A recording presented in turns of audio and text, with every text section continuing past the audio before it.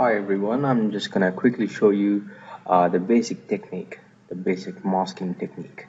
There seems to be some confusion about the kind of tools that you can use to mask, so I'm just gonna run through the technique and I'm sure you'll be able to pick it up.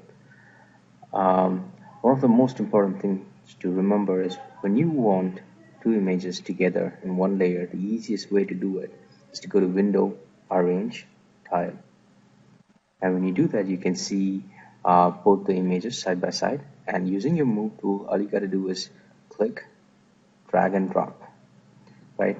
Notice that now we have two layers. This image, it's just one layer. Now that we have moved this image, we won't need this image anymore. So I'm just gonna close it. So here it is. Here's our image, and we have two layers. Now, sometimes it can get a little bit confusing. So what I recommend that you do is reduce the opacity down to maybe about 80 or 75 so that you can see the image at the back. And you kind of see it here. Yeah. So what I'm going to do right now is I'm going to move it so that it sort of matches. Okay, that's pretty good. Now what I'm going to do is I'm going to double click on the background layer so that I can unlock it. As you can notice that there's a lock here. Double click, click OK, the lock disappears. Now you can move the background layer also, right? You can move it wherever you want.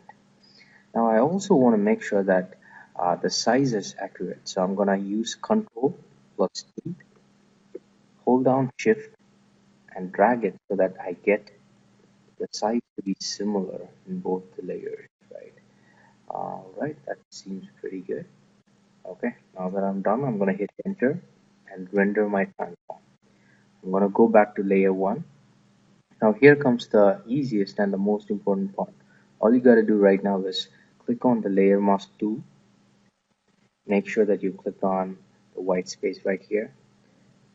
Use black as a foreground color. Choose a brush.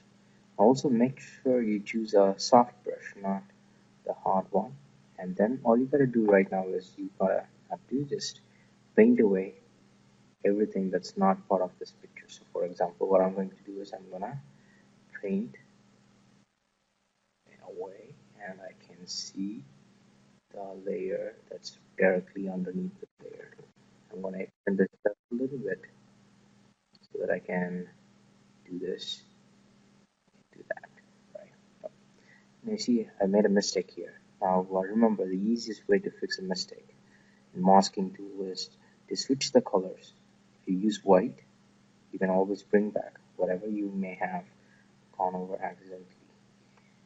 Now that you are done with all the basic things, the final step is to just use the crop tool, crop the image, hit enter, and that's it. You're done. One more additional step is you can use the curves tool and you can make it, you can boost the contrast a little bit. And if you want to adjust the color and if you want to make it a little bit more interesting, you can do that also. Finally, go to File, Save As. Make sure you save your file in two different formats. The first one would be a PSD so that you can come back to the file and work on it again. And the second time when you save it, just make sure you save it as a JPEG image. This is the file that you will be uploading to your Google Drive and also to your website.